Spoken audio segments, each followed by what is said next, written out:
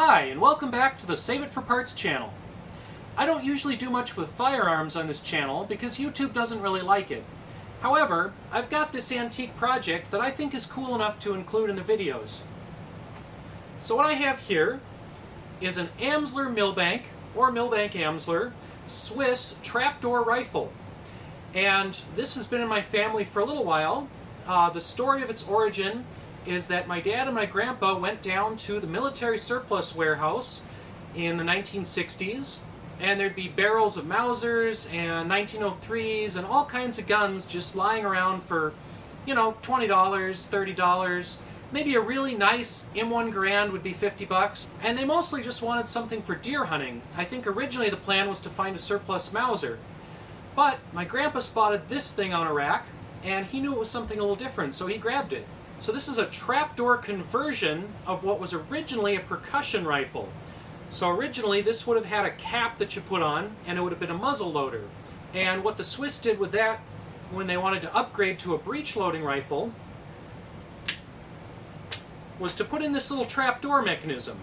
And then you could put a metallic cartridge in the back, close your trapdoor, and then you'd use the same hammer and trigger mechanism that you would have used with your percussion rifle to fire it.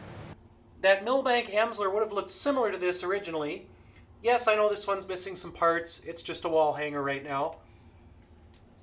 And then we've got my little pirate pistol. That's more of what a percussion mechanism looks like. It's pretty slow to use. You shoot this, it takes 15 minutes to reload it. You shoot it again, it takes 15 minutes to reload, at least for me. So that trapdoor mechanism is a real improvement in technology. Now, since this is super antique, you can't really find the ammo for this anymore. Fortunately, my dad found some sitting around his place, and what this is a Rimfire 41 caliber Swiss, and so it's kind of like a giant 22 where the entire rim is the primer. So that little trapdoor mechanism has an offset firing pin that hits the rim of this cartridge and fires the bullet out. Now, you can't find these anymore. Each one of these is worth like $5 if you buy them online. And I've got a jar of them. They're a little corroded. They're not too corroded. I think they'll still fire. We're going to take it out to the range and test that. But each time I fire this, I'm spending $5, so hopefully it's worth it. Okay, so a little more history on this. And I'm pulling this partially from Wikipedia and partially from some Swiss rifle forums where I posted questions about this gun.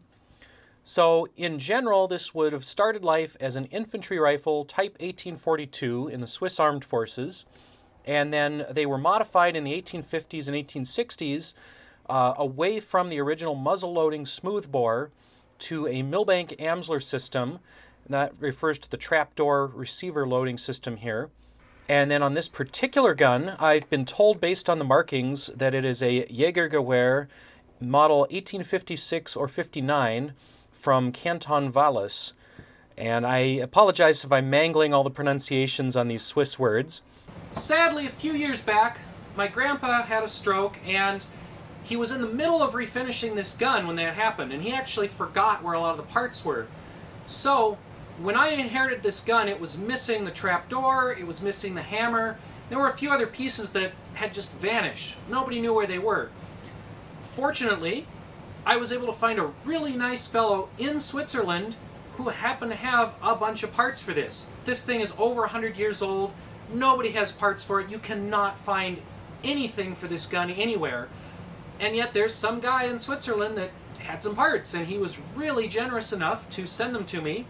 I did buy them, but I didn't pay that much for how old this is and how rare these are. He had really reasonable prices, so thanks, dude.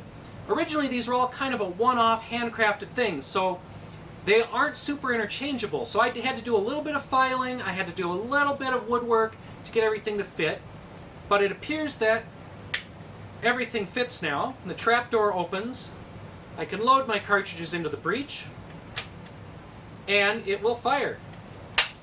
So let's go to the range and follow up with that. So this is the first time I've shot it. I'm going to wear full protection, hopefully not blow anything up.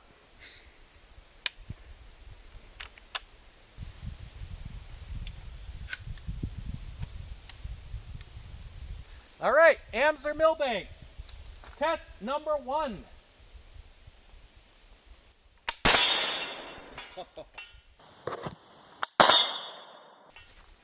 Seems like she works.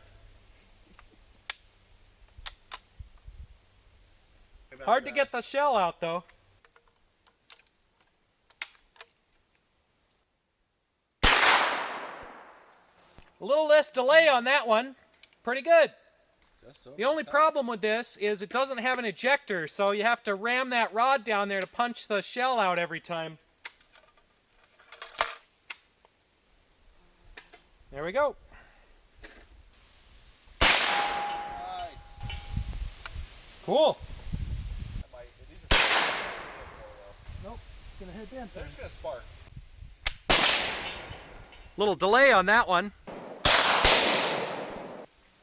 All right, one last shot on the old Amsler Milbank, and then we'll put it away for the day. I don't know where I hit. You were left. Okay. Yeah, I have not adjusted the sights at all, so. And for the most part, that Amsler Milbank shot pretty well. I had kind of a mixture of ammo here. There's a few different head stamps on it, so I think it's just whatever my grandpa could find. That one says P. The rest of these are LB. And you'll notice this one, the case actually split. So we did have one case failure. Didn't seem to affect the gun at all. I noticed some of these have a little bit of wax at the top. Some of them don't. I don't know if that's because the wax is worn away over time. I think that wax helps seal the chamber and seal that trapdoor system. I didn't notice any soot marks or scorching around the trapdoor when I cleaned it, so I don't know how necessary that wax seal is. So most of these cases are fine, other than the primer mark, and it really does just look like a giant 22 shell with that primer hit at the edge.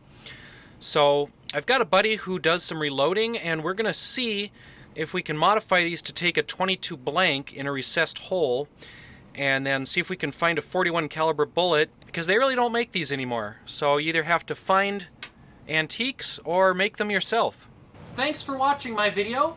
As I mentioned, YouTube does not really like firearm videos, even though this is well over 100 years old and isn't legally a firearm for federal government purposes. YouTube's probably still going to demonetize this one. So, if you liked this video and if you want to support the channel, I would encourage you to go to patreon.com/saveitforparts and shoot me a couple dollars that way. And make sure to like and subscribe, because that always helps with the channel. I know I have one viewer named Alexander who has said on a couple occasions he really likes that I don't push the like and subscribe thing a lot. So, Alexander, this one's for you. Like and subscribe, smash that button.